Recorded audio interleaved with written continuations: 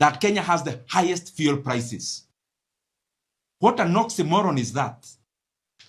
That Uganda, all their fuel requirements pass through Kenya in our port. That the people in Uganda are paying lesser.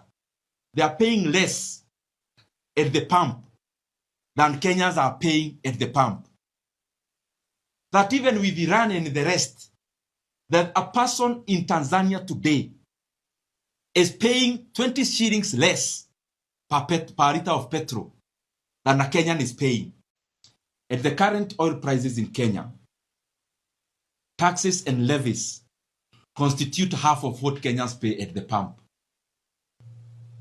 You can imagine that. When you are spending 170 shillings per liter, half of that goes into taxes and levies. Landing cost is below 50% of what we pay. And it is that taxes and levies that has gotten an increase when the global oil prices were falling. So I want to demand and at the same time request the leadership of this country. You must stop all the meetings, your political meetings that are happening now. Gather and find a solution to the imminent supply chain disruptions in fuel in Kenya and the imminent price disruptions in Kenya.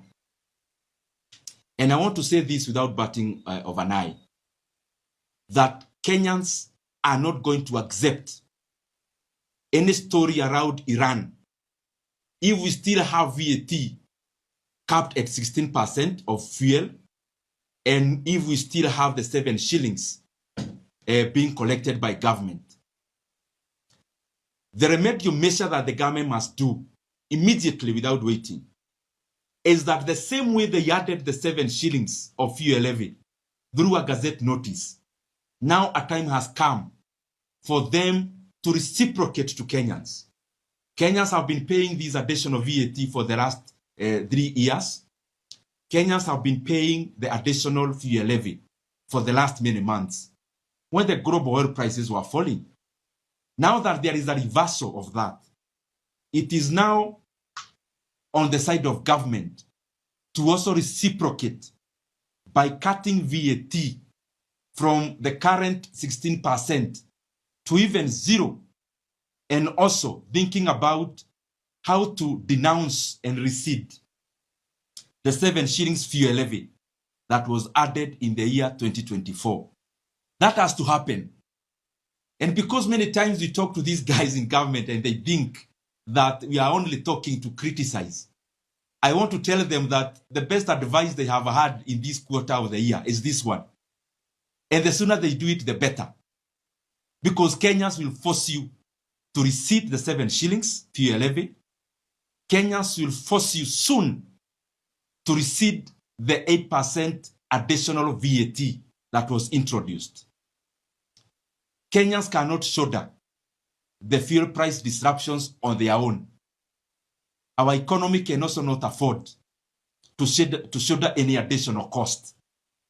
It is now beholden and on the side of government that a time has come for Kenya to lower VAT on fuel products.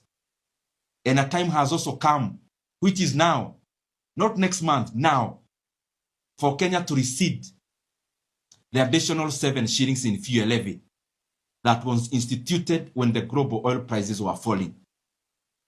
We've been talking about the issue of securitization. And those in government only had the opportunity to criticize the messenger, not the message. Now,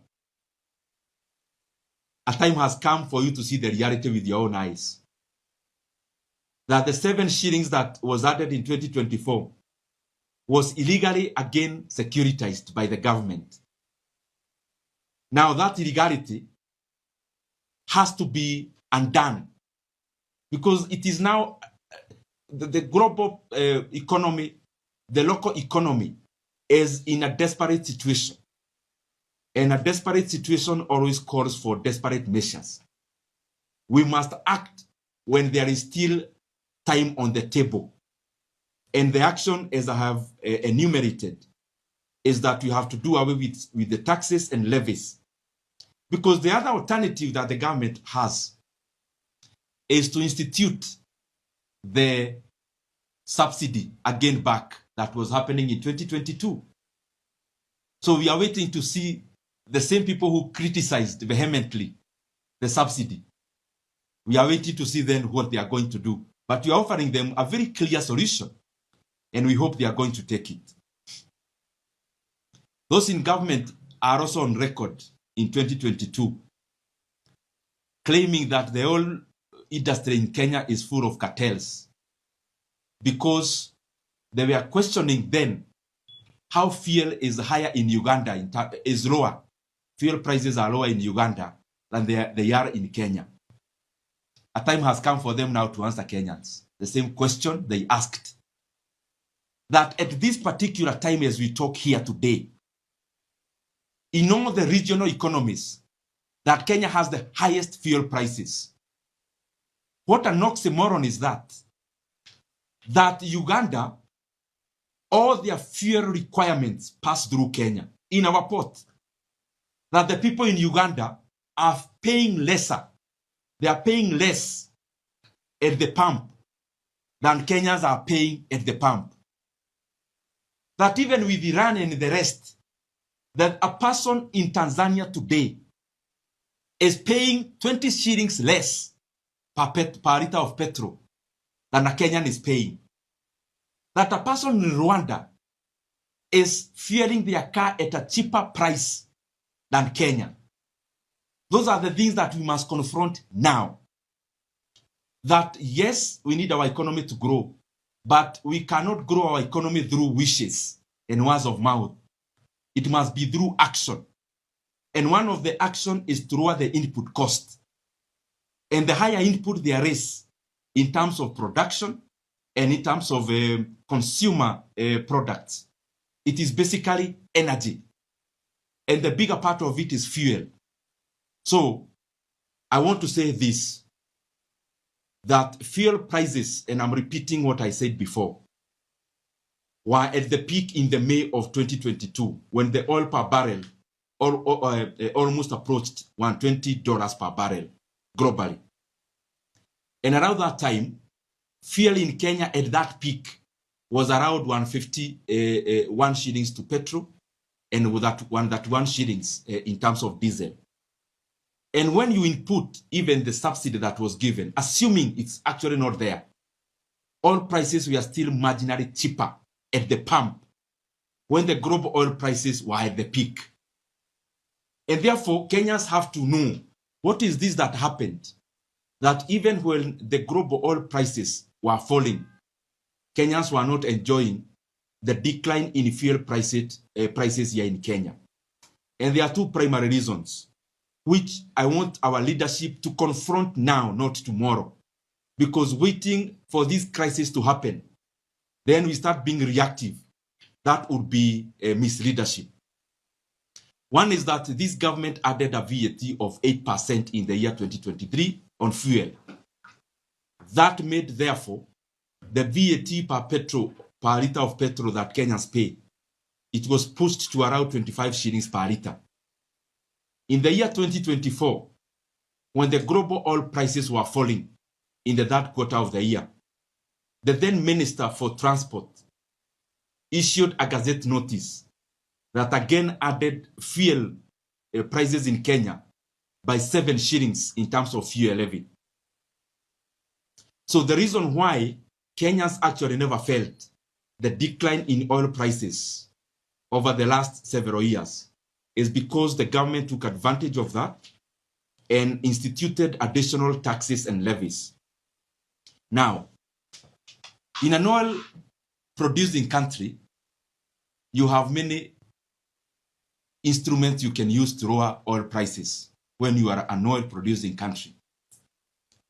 When you are an oil-producing economy, there is only one element you can use, actually only two you can use to ameliorate the matter. And one is dealing with the forex exchange rate. because most of the fuel is imported and paid through dollar. Even in Kenya, what you hear G2G, them saying they were paying through Kenya shillings. After 6 months, you still have to pay dollars. The long and short of it is that we expect nothing less than the government calling themselves to order, stopping those grandiose, ego-soothing meetings they are doing, and realize that Kenya is facing a crisis. And it's not the work of Kenyans to wake our leaders from slumberland of wishes. They ought to know better. They come, serious meetings needs to happen. They need to write a bill as they did in 2023 when they were adding 8%. They need to do one urgently to cut VAT on fuel. And the minister in charge of transport needs to issue a gazette notice receding the additional 7 shillings that was added on fuel levy in 2024. And additionally, the greedy banks that participated in this illegal securitization, a time has come for them to pay for their greed. They must give a moratorium in terms of the 7 shillings that they are now purportedly collecting, which is 32 billion a year. A time has come for them to now book that money into their non-performing loans, because it will be a non-performing loan soon. It was illegal to securitize. The banks knew it was illegal, but because of their greed, they went ahead to play the tune and to dance on the tunes. Everything that is profitable has also a pitfall of the current situation we are having today. So the same banks that celebrated in this illegal act of securitization, it is now time for them to pay for their greed. Very lastly, it is now an opportune time for Kenya to know this animal called G2G, what it is about. Because many colors are painted on this monster. But the monster called G2G is just a cabal of patronage. And I want you to do your homework. Even Kenyans, please check the changes that even happened to the companies that deal with G2G. And you realize it is all politics. After the reorganization of this government, what was shared was not just positions.